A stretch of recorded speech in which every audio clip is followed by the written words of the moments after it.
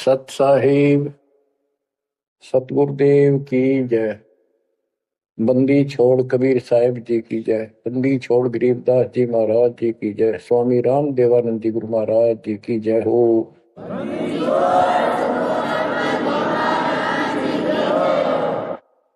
सर्व संतों की जय, सर्व भक्तों की जय, धर्मी पुरुषों की जय। श्री काशी धाम की जय, श्री सुडानी धाम की जय, श्री क्रोथा धाम की जय, श्री बरवाड़ा धाम की जय। सत साहिब परम पिता परमात्मा कबीर जी की प्यारी आत्माओं, परमेश्वर की असीम रजा से, अपने पिता की असीम कृपा से आज इस घोर कलयुग के अंदर अपने को धर्म कर्म करने का प्रॉपर ज्ञान हुआ, विशेष ज्ञान विधिवत, और सच्चा ज्ञान, सच्चा भगवान, सच्ची भक्ति, और आपको पूर्ण सतगुरु प्राप्त हुआ। बच्चों, इस गंदे लोक में आके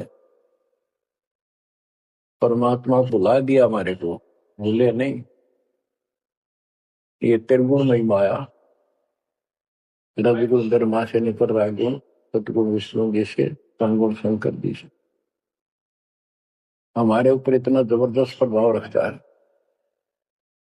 कि हम सब भूल जाते हैं और इनसे प्रेरित होकर के सारे उल्टे काम करें। ब्रह्मा जी के गुण से या ठाठ बाट की इच्छा होती है, राजपाट की इच्छा होती है, और संतानों उत्पत्ति बाई फोर्स कराई जाती है। जीव के वश का नहीं होता। और फिर ममता मोह एक ऐसा रोग लगा रखा है, ये सबसे लग जाता है। किसी से 10 दिन ठीक से बात कर ले, उससे मोह हो जा। और अपने परिवार में जन्म लेने वाले बच्चों से तो होना ही होना, वहां तो सीने से लगाते हैं उनको। रूह होता क्या है? ये काल का आहार तैयार करवाया जाता है। गीता अध्याय 7 श्लोक 12 में कहा है कि अर्जुन, रजगुण तमगुण सतगुण, रजगुण ब्रह्मा, सतगुण विष्णु, तमगुण शिव जी, इन तीनों गुणों के द्वारा जो कुछ भी हो रहा है उसका निमित्त मैं हूं।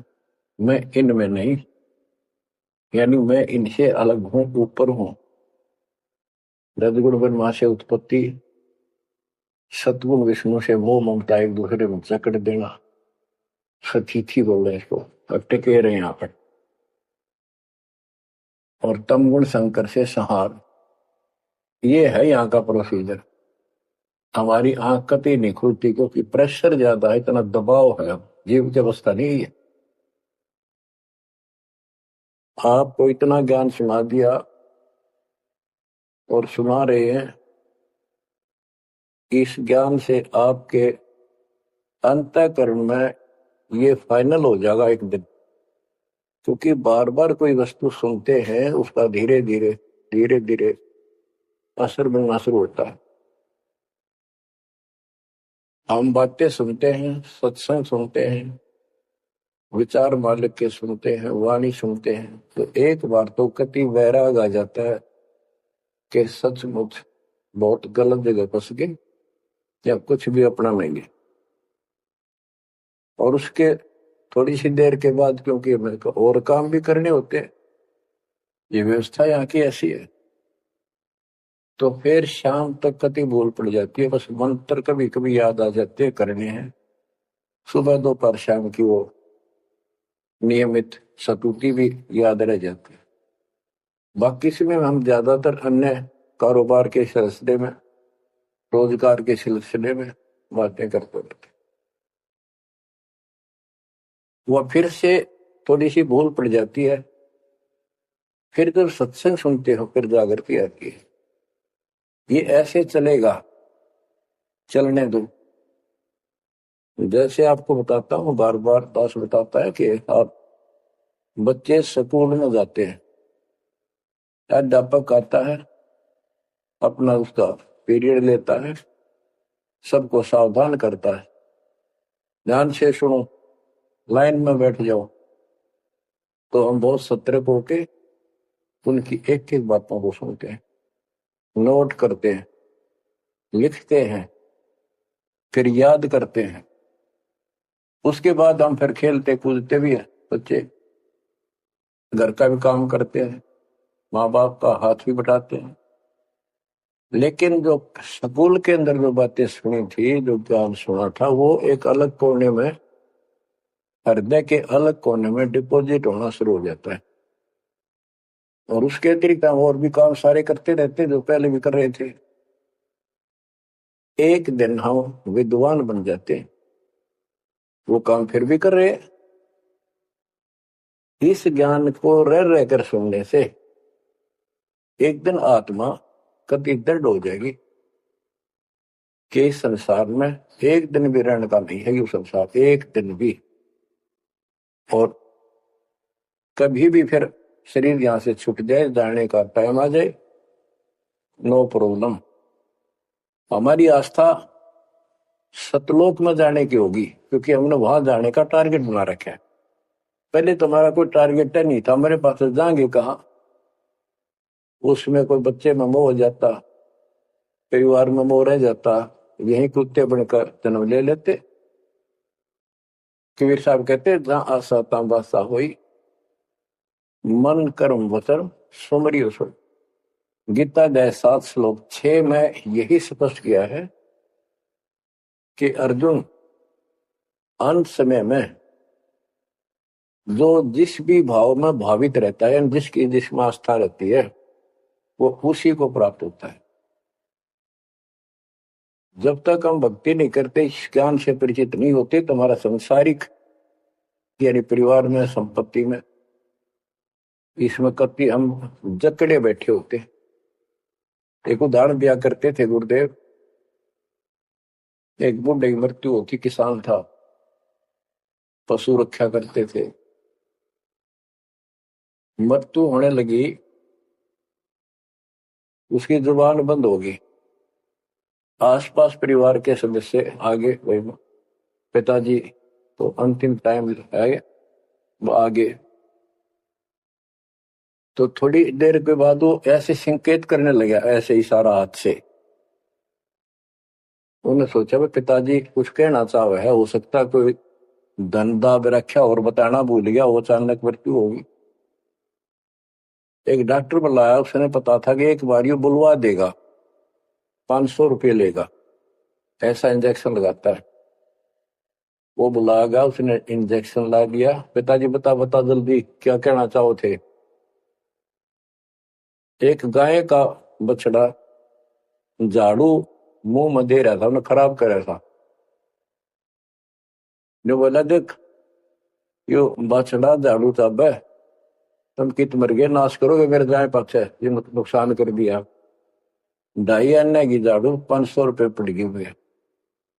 जहां साता बादशाह हुई, वहीं फिर कुत्ता गधा पशु बनकर वहीं जन्म लेगा। तो हमारी ये वृत्ति यहाँ से हटेगी। इस ज्ञान से अंतिम समय आप यहाँ कुछ याद नहीं आओगा। इस ज्ञान में सुनते रहे और भक्ति करते रहे, मर्यादित रहे। ज्ञान के साथ साथ यह भक्ति आपको सहारा देगी अंतिम समय में मन को उधर धकाने के लिए। वैसे नहीं धकता है, बहुत ताकतवर है। ब्रह्मा विष्णु महेश मन का आधार मान रहे।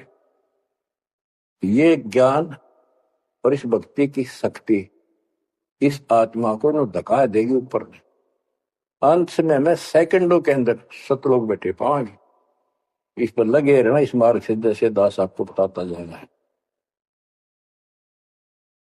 अमर करूं सतलोक पठाऊं, ताकत बंदी छोड़ करूं। कबीर साहब कहते हैं मैं अमर करूं सतलोक पठाऊं भेज दूं, इसलिए बंदी छोड़ कर लाता। अब यहाँ ये क्यों हो रहा है, क्या हो रहा है, आपको सब पता है। पहले तो नहीं था, पर अब पता लग गया आपको, बिल्कुल सही पता लग गया। माता पिता के सामने बच्चे एक या दो तुरंत मर जाते हैं, चक्कर मारते रह जाते हैं, हाथ कुछ नहीं आना, और कई महीने वर्षों तक उसकी याद सताती रहती। हम इतने विवश हैं, हम इतने बंद में हैं, हम कुछ नहीं कर सकते, लाचार हैं।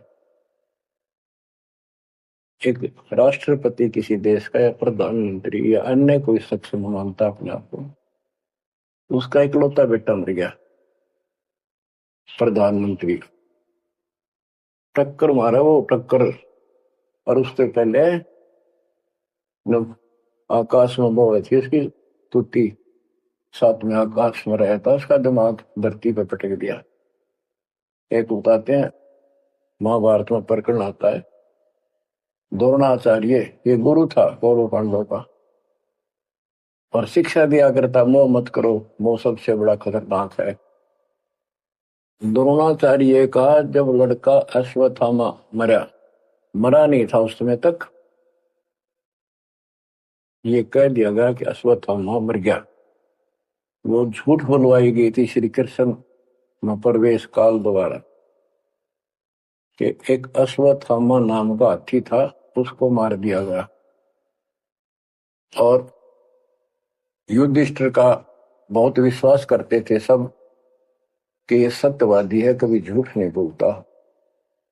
तो काल ने यह चाल चाली कि द्रोणाचार्य पांडवों की सेना को मार डालेगा। बहुत जबरदस्त तीरंदाज है, बहुत गजब का सूरवीर निशानेबाज है, इसको कंडम किया जाए। तो उसको कंडम करने का तरीका अपनाया कि इसको यह झूठी खबर फैलाई जाए कि अश्वत्थामा का बेटा मर गया युद्ध में, फिर ये पागल हो जाएगा। ऊपर तक दुनिया गीत गाती है, जब लग गया अपने जब पता लग गए तो युधिष्ठिर से झूठ बुलवा दिया कि तूने कह दे कि अश्वत्थामा पीते, अश्वत्थामा मर गया, तेरी झूठ भी ना होगी, हाथी मर गया ना, ये हो जाएगा। तो पहले तो युधिष्ठिर माना नहीं, फिर ये कहा कि हाथी मार दिया है तो झूठ थोड़ी है। झूठ तो थी है, न्यू थोड़ा। पहले हम छोटे से थे तो न्यू कहते अरे झूठ बोली तो पाप लगेगा, बोला ना, उंगली पर उंगली चढ़ा के बोली थी, ये कौन पाप लगे। यानी अपने फार्मूले हैं, पाप तो पाप तो लगेगा। तो सबने कहा कि आपका बेटा अश्वत्थामा मर गया द्रोणाचार्य। तो बोला नहीं, मेरा बेटा नहीं मर सकता, नहीं मर सकता, उसको मारने की हिम्मत किसी में नहीं है। कि युधिष्ठिर कह देगा तो मैं मान जाऊंगा। तब युधिष्ठिर ने कहा अश्वत्थामा थे नर नर, तो जोर तो बोल दिया, और आदमी या हाथी ये नहीं कह सकता, वो मन मन में बोल दिया। तो यह बात सुनकर अश्वत्थामा थे, अश्वत्थामा मारा गया। आगे कड़ा सुना था द्रोणाचार्य नरवा कुंजर कह गया, इतना पागल ने ढाल हो गया, टक्कर मारा, कति कंडम हो गया, उसने हथियार भी नहीं उठा उसने। और पांडवों ने वो गढ़ जीत लिया उस साइड का जहां वो मोर्चा डटे खड़ा था। तो बच्चों ये मोह इतना जबरदस्त है, जीव के बस का नहीं है, और बनता कुछ नहीं, बचाओ कुछ नहीं। तो इसका बचाओ अब है तो ज्ञान हो, ये ज्ञान जो दास बता रहा है ये आपके हृदय में जच जा कति, ये कुछ भी अपना नहीं है, 100 की 100 साची है, पर मन मानने तैयार नहीं, आत्मा को दबाए रखा है। ये सब काल आहार हमसे पैदा कराया जाता, जैसे कसाई बकरे पालता है, कसाई बकरे पालता है, उनके लिए सरागा बनाता है, सुंदर तालाब बनाता है पानी पीने के लिए, उनके लिए छाया गर्मी सर्दी ओलों से बचने के लिए शेड डालता है। पहले झोंपड़ी डाला करती थी घास फूस के लकड़ी से, अब टीनों का शेड बनाते, पंखे लगा दिए। और ये समझो कि जैसे कसाई ने 3 पाली रखे हैं नौकर, एक बकरे मोल लाके वहां छोड़ता है, दूसरा उनकी पालन पोषण करता है, और तीसरा उनमें से निकाल के और अपने कटवा देता, बेच देते हैं, कसाई को सौंप देता है। ये प्रोसीजर है यहाँ पर। जैसे कसाई कभी कभी आता रहता है, बकरों को देखता है, संभालता है, तो उनके कमर पे हाथ मारता, शरीर पे, और वो उसको अपना एक बहुत हमदर्द मित्र मानते हैं, मालिक मानते हैं। देखो हमारे को कितनी सुविधा दे रखी है, पानी क्या, घास क्या, गर्मी सर्दी से बचने का। वो देखता तो हाथ मार के ऐसे है कि ये कितनी कीमत का हो गया, कितना मांस है इसमें। और वो समझते हैं ये प्यार करे हमारे से, कसाई लाड करता है, वो भी उसको प्रतिफल में जीभ से चाटते हैं उसका हाथ, प्यार करते हैं। और कई कई तो उसके ऊपर पैर फैला कर उसको प्यार देना चाहते, सीने से लगाना चाहते हैं। बकरे ऐसा, पशु भी प्यार देते हैं, उसको अपना मानते हैं। वो देख रहा है इसमें मांस कितना है, और नौकरों को बता देता इनको निकाल लो। उसका कोई रहम नहीं है, कितना लाड करो, कितने उसके गुण गाओ। उसका उद्देश्य यही है, मतलब यही था उनको पालने का। कबीर साहब कहते खाई खुराक का, पैन पोशाक का, यम का बकरा पलता है। या बढ़िया बढ़िया माल खा के, और सुंदर सुंदर कपड़े, ड्रेस, कटबट फैंसी के कपड़े, ये पहनेंगे वो पहनेंगे। कहते खाई खुराक का, पैन पोशाक का, यम का बकरा पड़ता है। काल के बकरे पड़न लग रहे हो तुम। इन बातों को बच्चों अच्छी तरह हृदय में बैठा लो, एक कोने में। संसार में रहेंगे, रहना पड़ेगा, लेकिन परमात्मा की शरण में रहेंगे, मर्यादित रहेंगे। काल का कोई अटैक आप पर नहीं होगा, ना आपके परिवार पर होगा, ना किसी धन संपत्ति व्यवसाय पर होगा। ये सत्कर मान लेना। हम मर्यादा को हल्के में ले लेते हैं, और ये हमारे विनाश का कारण होता है। गलती हम करते हैं, कोई काल का ऐसा अटैक आने का समय हो गया, वो नुकसान हो गया, तो भक्ति और छोड़ देते हैं, हो गया सर्वनाश। भक्ति छोड़ दी, भगवान की शरण छोड़ दी, फिर और कहाँ ठिकाना रह गया। कटी पतंग हो गए। कटी पतंग का कोई अस्तित्व नहीं रहता, कुछ देर उड़ जरूर सकती है, अंत में पता नहीं कि करके बबूल के पेड़ में उलझ कर फड़फड़ कर कपाटती है। ऐसे फंसे रह जाओगे तुम इस काल के जाल में, कांटेदार झाड़ियों में, इस गमले लोग। तो बच्चों, मर्यादा को हल्के में ला लो। जैसे हमने इतने सारे नियम बना दिए, भक्ति करनी है तो इनका पालन करना पड़ेगा, नहीं तो फिर गधे बनकर कुमार के नियम में चलना पड़ेगा। एक कदम भी अपनी मर्जी से नहीं जा सकते, बैल बनकर नाथ डल जाएगी, छच्चर बनकर बग्गी में दौड़े जाओगे, रेड़ी में, फिर चलेगी क्या आपकी मर्जी। असंग जन्म तन मृत्या हो गए, जीवित क्यों नाम रे। दवा दस दर मद मैल मठ बोरे, बोर ना दे धरे रे। तो बच्चों जीवित मर लो, इन बातों को छाती में धर लो, हृदय में बैठा लो, कति मस्तिष्क में। ये संसार आपका नहीं है, ये परिवार आपका नहीं, ये संपत्ति या कार कोठी तेरी नहीं, गरीब काया तेरी है नहीं, ये माया कहां से हो। चरण कमल में ध्यान रख, इन दोनों को खो, इनको भूल जा। अपने गुरु जी के चरणों में ध्यान रख, उनके बताए दिशा निर्देश के आधार से अपना जीवन निर्वाह कर। बच्चों आंख खोल लो, बार बार ये बातें बताई जाती हैं। जब ऊख चुक हो जाएगी फिर तो रोना शेष रहेगा, नथिंग एल्स। इस मार्ग में अहंकार इंसान को मारता है। किस चीज में अहंकार करो, माया होगी तो अहंकार होगा, कोई पोस्ट पद ठीक सी होगी तो अहंकार होगा, शरीर स्वस्थ है, थोड़ी सी जान, अहंकार हो गया।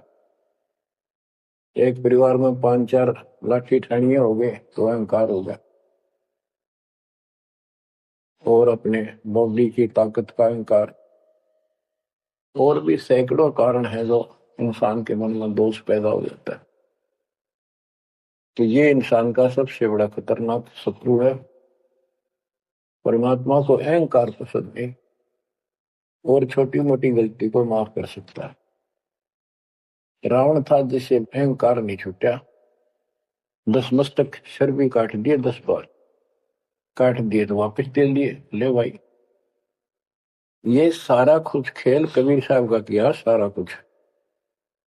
ये आत्मा परमात्मा की है, चाहे आज राक्षस है, चाहे कोई कसाई है, चाहे देवता है, चाहे ब्रह्मा विष्णु महेश है, चाहे कीड़ी आती छोटे जीव है, कोई मनुष्य है, स्त्री पुरुष है, बालक बच्चे जीव जंतु सब उसके हैं।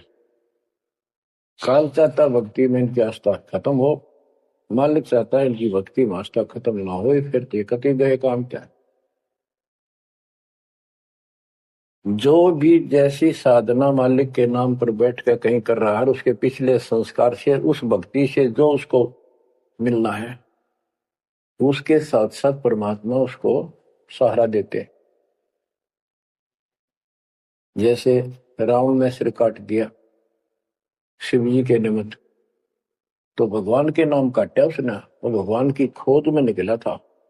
साधना गुरु गलत मिलने से उसको मार्ग गलत मिल गया। पिछले जन्म के संस्कारी ही इतने सेक्रीफाइस कर सकते, इतनी कुर्बानी कर सकते, वैसे नहीं हुआ करते। तो पिछले जन्मों में वो भगवान का भगत रहा है, फिर इतना बिगड़ गया कि राक्षस बन गया।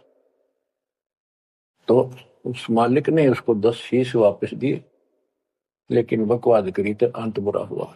उसके कर्म मत उसने रिद्धि सिद्धि की, उनसे धन दे दिया, वो धन भी यही छोड़ गया। गिरफ्त सर्व सोने की लंका होती, रावण शरण दी, एक पलक में राज विराजी जम के पड़े दी। मन तो सुख के सागर बसरे, और न ऐसा यसरे।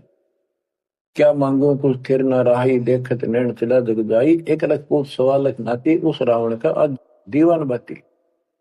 एक पुत्र मांगते फिरते, एक बेटा देते, हे भगवान बेटा हो गया। बेटियों की तो हम गिनती नहीं करते, बेटा चाहिए बेटा। वो किस लिए उगलछमी पैदा कर रखी थी कि बेटा ना हो, यहाँ तक गति नहीं होगी माँ बाप की। क्योंकि अंत समय में जेठा बेटा, बड़ा पुत्र माँ बाप का अंतिम संस्कार कराए, यानी उसने फूका, फिर उसकी अस्थि डाल कावे, फिर उसकी क्रियाक्रम करावे, तो उसकी गति हो। और जिसका बेटा नहीं, उसकी गति नहीं हो सकती। उसको तो संतान वाला मना नहीं करते थे। अब तो ये चांदना होगा, रोशनी होगी, बेटा बेटी है, कितनी मूर्खता का काम था। लेकिन काल ने तो उल्टी पढ़ाई पढ़ानी, उल्टा रास्ते डालना, वो होना, एक परंपरा बढ़ाकर बैठ गए, वो एक लकीर या फकीर होंगे। जैसे राजा दशरथ का सबसे बड़ा बेटा रामचंद्र था, उसको राज दे दिया, और फिर उसको वनवास देना पड़ गया मजबूरी में। रामचंद्र जी वनवास में चल पड़े।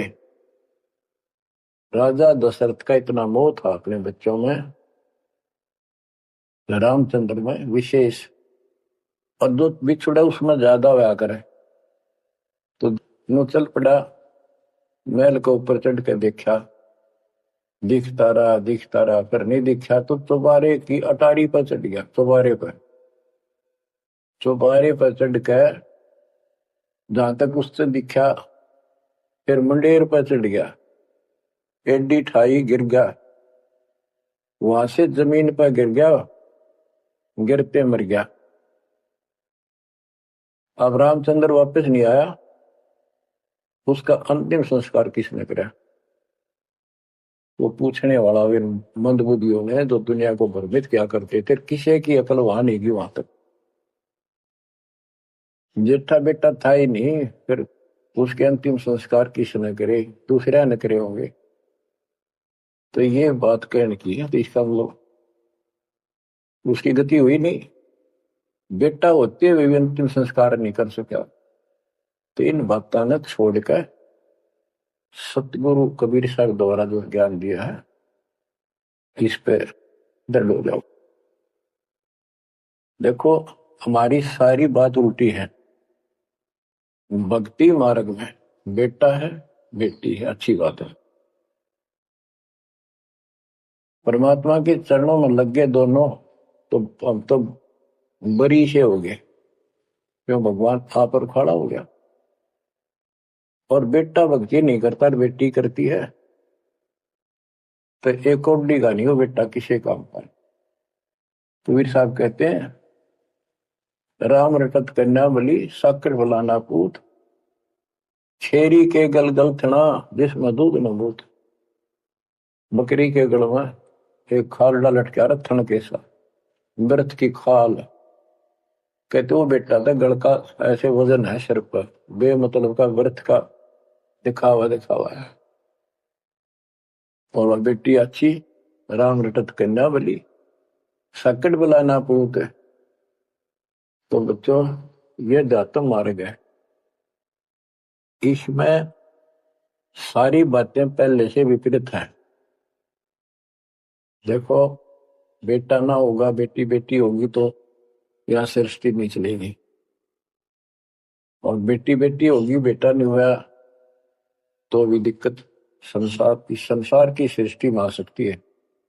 बाकी भगत का कोई फर्क नहीं पड़ेगा। इन बातों को जो दास कहता है इनको एक सामान्य बातें ना समझना, निष्कर्ष है इस जीवन का। जिसके बेटी नहीं है उसको ये तड़प रह जाती है बेटा होता, या भूल के भी ना करना। इन बेटे वाले देख लो कितने सुखी, टाइम पर रोटी नहीं चाह ने भी तरसे बैठे बैठे। वो छोटा सोचा बड़ा आप दे देगा, बड़ा सोचा छोटा कह देगा। बड़े बेटे आंखें में आंसू बुढ़ा में, और बेटी आखिरी सांस तक प्यार देती है अपने माँ बाप को। एक आदि ने कमी बात कह नहीं सकते, वो किसी के बिना होती हो तो आत्माएं नष्ट होती है। आखिरी सांस तक यहां भी हमने देखा जैसे लड़की रोटी खा रही है और लड़का वैसे बैठा था। मां ने कहा बेटा वो सामान लाठा कर रोटी तैयार बनाऊ भोजन। बैठा बेटा ना लाऊं यूं कौन खोए अलावे। बेटी तो कह भी कोई ना, रोटी खाती खाती छोड़ के आण की थी एक 10 साल का की होगी, लड़का 12-13 साल का। उठ कर रोटी छोड़ के हाथ धोकर और सामान लाकर माँ को दे दिया। लेकिन फिर भी बेटे में मोह ज्यादा और बेटी में नहीं। इसका कारण यह था कि हमने बेटी को बाहर बना लिया इस गलत रीति रिवाज। बेटी तो 15-16-20 साल की मेहमान होती है आपकी, ये तो परमात्मा की बेटी 2 गुना का सुधार करती है। आगे जाके घर बसावे उस परिवार को भी सुधारे और माँ बाप के अंदर मोह नारा रहे। तो भाव ये है कहने का, अगर बेटा नहीं है ना और भगत है उसके सब भगवान धरती पर नहीं। प्रथम तो वो है जिसका कति संतान नहीं, वो भगवान।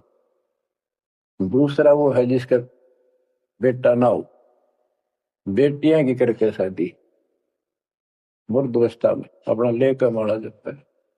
और बेटी वहां बैठी भी माँ बाप की चिंता करेंगी और कोई न कोई सुविधा उनको देती रहेगी। और बेटा छाती पर रह के भी खून फूके जाएंगे, कति साफ दिखाई दे है, इसमें कोई मानो तो ना मान। लेकिन बेटे भी हैं ठीक है, और उनमें वो भी भक्ति करो आप भी करो, कुछ दिन में उनको समझ आ जाएगी। पुत्र वधु भी भगवान से डरने वाली हो जाएंगी, माँ बाप का ध्यान रखें। वैसे कोई विकल्प नहीं इसका। लेकिन इस दुख को हम अच्छा मानते हैं पुत्र ना होने से।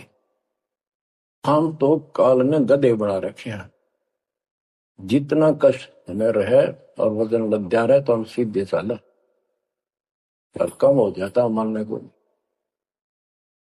हमारा तो जैसे एक माई का पुत्र मर गया 15-16 साल का, और भगत थी, टक्कर मारी, रोना पड़े है कि बस की बात है, पाला पोसा ले जाता का। फिर उसने सबर हुआ जैसे उस दूसरे जो एक और बिना भगत थे उनके पड़ोस में, उनके लड़के की शादी होगी और वह पत्नी थी बदचलन, उनको समझाने की चेष्टा करी कि तू ऐसा ना कर, लेकिन वह तो मानी नहीं, उसने वही फांसी खा ली। अब वह भी मर गई और वो बेटा भी जेल में और वो सारे जेल में। वो दहेज के कारण, एक बेटा था ऐसे ही, उसने बहू को प्रताड़ित किया दहेज लेने के लिए, गरीब घर की लड़की थी, उसने सुसाइड कर लिया। वैसे सुसाइड करना कोई विकल्प नहीं है, इसे गंदे आदमी को छोड़ के कुमारी रह ले, अपने घर पे बैठ गया। तो उस बेटे के कारण माँ बाप ने भी सजा हुई, बहनों तक भी जेल होगी। इसे बेटे ने के फूका है, ईसा तो पहले मर जाता था अच्छा था। लेकिन हम इस बात को मानने को तैयार नहीं है, ना मानने में जब क्या कर लो, एक काल तक आ गया मारे दो टक्कर। तो कहने का भाव यह है कि इन विचारों से अपने मन को सेट रखो, परमात्मा जो करता है वो सही करता है। जैसे आपको बताते रहते हैं, एक बार हजरत मूसा जी, यहूदी धर्म के प्रवर्तक में, से किसी ने पूछा सत्संगी ने कि आज के दिन सबसे बड़ा इल्म वाला यानी ज्ञानी कौन है, उसने अपने आप को बताया। तो उसका अल्लाह बोला, जिसको खुदा मानते हैं, जिसने कुरान का ज्ञान दिया, बाइबल का दिया। कि मूसा तने ये बात बहुत गलत की, मुझे अच्छा नहीं लगा, तुमने अपने आप को कैसे कह दिया मैं सबसे विद्वान हूं। अब मूसा जी भी अपनी जगह ठीक थे जी, यो ज्ञान आपसे प्राप्त हुआ, आप भगवान खुदा हो, और खुदा जो ज्ञान देता हुआ सबसे उत्तम होता है, मैं उसी के आधार पर कह दिया। बोला नहीं, तेरा ज्ञान तो अल खिजर के ज्ञान के सामने फर्स्ट भी नहीं, कुछ भी नहीं है। तो अल खिजर के पास मूसा जी पहुंच गए। अल खिजर जी ने कहा, कबीर साहब थे वो, कि मेरी तो बातों को मानने का नहीं, विश्वास नहीं करेगा, जो मैं को बातें माननी पड़ेगी, तो ऑब्जेक्शन नहीं होना चाहिए, पर बोलेगा नहीं, देखता देखता रही। मूसा जी बोले बिल्कुल महाराज, जैसे आप कहोगे, मुझे सब्र करने वाला पाओगे, कति मैं ऑब्जेक्शन नहीं करूंगा आपकी बातों में। अगर तू खरा उतरा तो ज्ञान बताऊंगा, ना बताऊंगा। उसने रास्ते में चलते, एक जवान लड़का था 17-18 साल का, अलखी जन्नत पकड़ के और उसकी गर्दन पकड़ के मार दिया। तो मूसा जी बोले, तनिष बे किसी को मार दिया, तेरा दिमाग खराब है, यूं क्यों मारा तेने, क्या बिगाड़ा तेरा इसने। तो अलखिजर बोला, मैंने कहा था मैं जो करूँ तू देखता रहिए, बोलना नहीं है, मेरी क्रिया पर अविश्वास ना करना। मूसा जी ने अपनी गलती मानी, चल पड़ा। ऐसे ऐसे 2-3 और कारण गए, सब में उसने ऐसे ऑब्जेक्शन किया, आखिर वो बिना हार गया मूसा कि मैं इस योग्य नहीं, मैं आपकी बातों को अविश्वास करता रहा हूँ।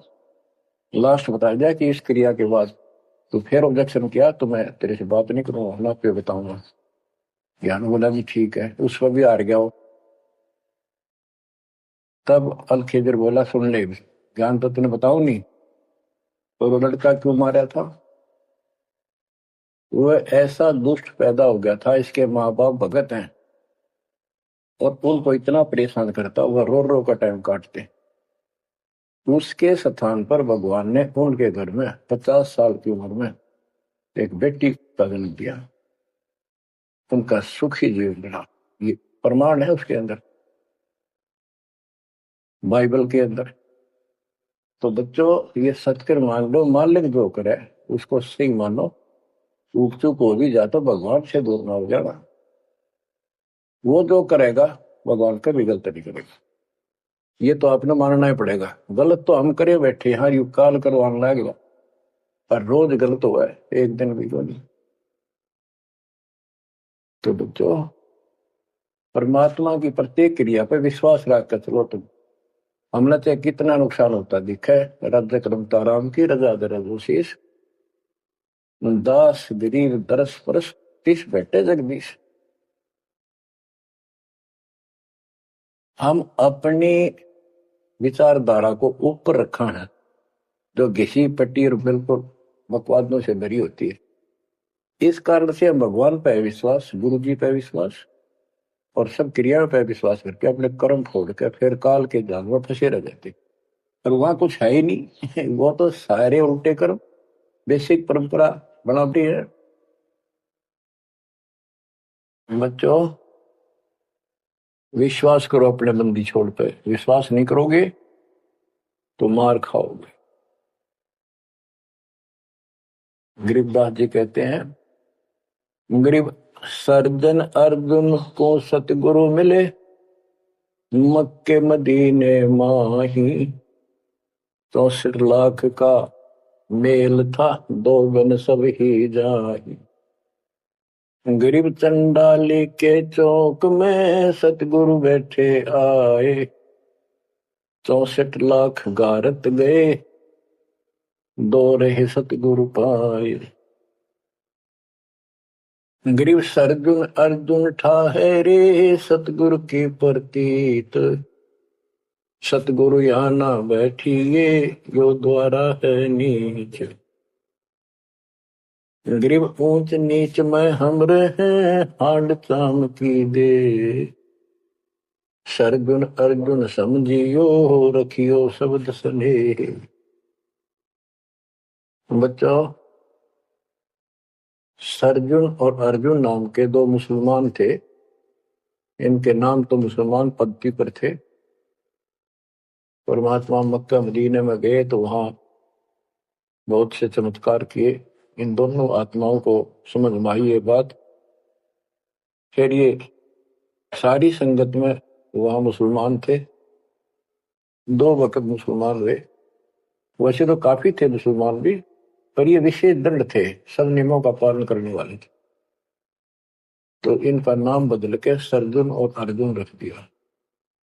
परमेश्वर कबीर जी ने संगत की परीक्षा लेने के लिए एक लीला की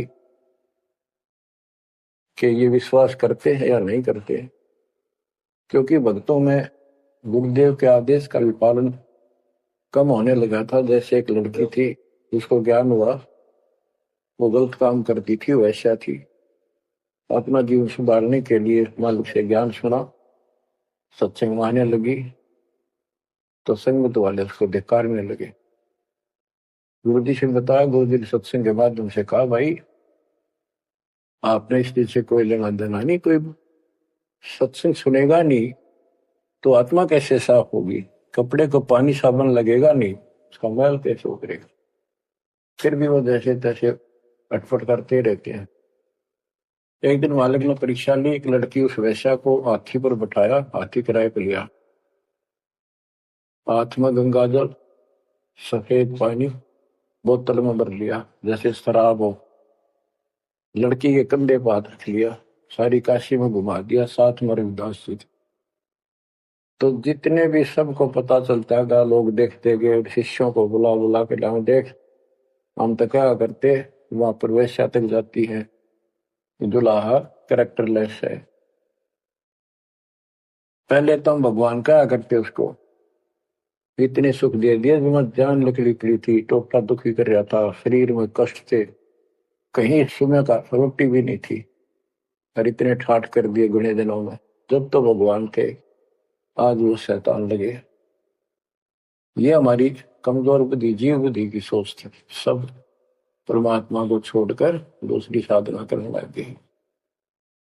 गरीबदास जी कहते, बड़ुआ बड़ुआ सब कहे, कोई ना जाने खोज। क्यों ऐसे किया था उस मालिक ने, इसको कोई नहीं समझ सका।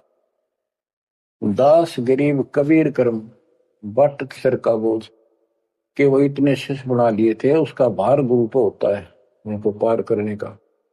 और वो सारे निकम्मे हो गए थे, अविश्वास कर रहे थे, मर्यादा का पालन नहीं करते थे, तो एक का झटके में सारे आप पड़ गए, वो भार सारा उतर गया। तो उस समय अर्जुन सर्जुन बाहर गए हुए थे, उनका ड्यूटी लगाई थी, तू जाया करो मुसलमानों के मेला में, वहां समझाओ लोगों को। तो मक्का मदीना से ये आए। उस समय सारी लीला हो चुकी थी। और कबीर साहब उनकी परीक्षा के लिए उस दिन भी उस लड़की के घर जा बैठे, वैश्या के आंगन में। अर्जुन सरजुन को बताया कि गुरु जी तब भाई कति गिर गए, जुल्म कर दिया सरेआम, वैश्या के साथ हाथी में घूम रहे थे, शराब पी रहे थे। अर्जुन सरजुन को विश्वास नहीं हो रहा था कि ऐसी क्या बात कर रहे हो, ऐसी बात कहने से पाप लगता है गुरु जी के प्रति, तुम ये बोल क्या रहे हो। तो एक बोला मैं अभी देख का हूं, आज भी वहीं बैठे ना, एक ही न तो जा देख ले, देख लो जाके।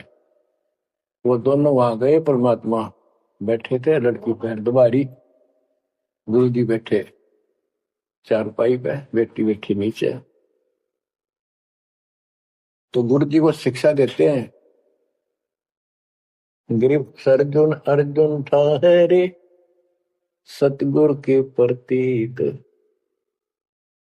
यानी उनने कुछ दृढ़ता दिखाई थी, फिर जाके देखा तो वहां सतगुरु से बोले, सतगुरु आना बैठिए यो द्वारा है नीच। हे सतगुरु आप यहां ना बैठो, ये तो एक नीच औरत का घर है। परमात्मा बोले, गरीब ऊंच नीच में हम रहे, ये हाड चाम की दे, तुम्हारी हाड चाम की दे है इसकी भी वही। अर्जुन अर्जुन समझियो रखियो शब्द स्नेह, तुम समझ जाओ, अपनी भक्ति कर लो, जो नाम दिया, इन बातों में कुछ नहीं दे। तुम गुरु को शिक्षा देते हो तो मेरे गुरु हो गए। ऊंच नीच में हम रहे, ये हाड चाम की दे, सरजुन अर्जुन समझियो हो रखियो शब्द स्नेह। तो उनकी आंखें जब खुल गई, पैर पकड़ लिए, माफ करो गुरुदेव, मेरा नीच आत्मा है, हमसे बड़ी भूल होगी, क्योंकि वो चाहती है मुझकी। फिर परमात्मा ने कहा, बेटा कितनी बात बना लो एक दिन, मेरे प्रति वो भाव थारा हो नहीं सकता, तुम्हारे मन में मैल आ चुका है, और ईब मेरे इस शरीर से गुरु रूप से तुम पार नहीं हो सकते। फिर रोए बुरी तरह जी, फिर उद्धार कैसे होगा। फिर बता कि दिल्ली से 10 मील दूर पश्चिम की ओर किसी गांव में हम फिर आएंगे, हमारा एक भक्त आएगा, उसको दीक्षा देंगे, दीक्षा उससे लेकर तुम कल्याण को प्राप्त होगे। तो वो कहते हैं वहां से चल के वृद्धावस्था में हमायूं गांव है खरकोदे के पास, वहां आकर उनके कति वृद्ध हो गए, मालिक की कृपा से वो 200 साल जिए ऊपर से। और फिर गरीबदास जी को परमात्मा मिले 10 साल की उम्र में, उनको दीक्षा का आदेश दिया। तब उसने वहां से दीक्षा लेकर वहीं शरीर छोड़ दिया, छुड़ानी में। उनकी अभी तक हमारे सामने बताओ थे, हम जाने लगे जो 10 साल पहले, या भोरी वाले महाराजा करते गरीबदास जी, उन्होंने वो मंडी फुड़वा दी, उनके दोनों की यादगार बनी हुई थी, इसलिए फुड़वा दी कि लोग इन पूजन लाग जाए गरीबदास जी को छोड़ के।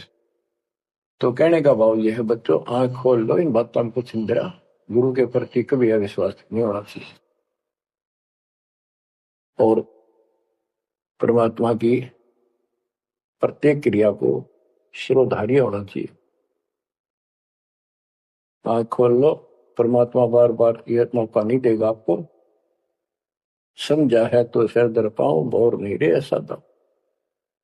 ये संसार समझदा नहीं, कहला शाम दोपहरे गरीब दास ये वक्त जात है, रोओगे इस पैरे।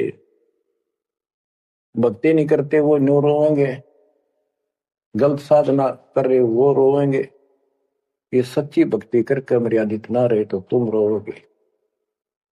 कभी सीधे हो जाओ, समर्पित हो जाओ, मालिक के चरणों में सदा ध्यान रखो, बुराइयों से बचो, सेवा सुमन दान करो, मर्यादा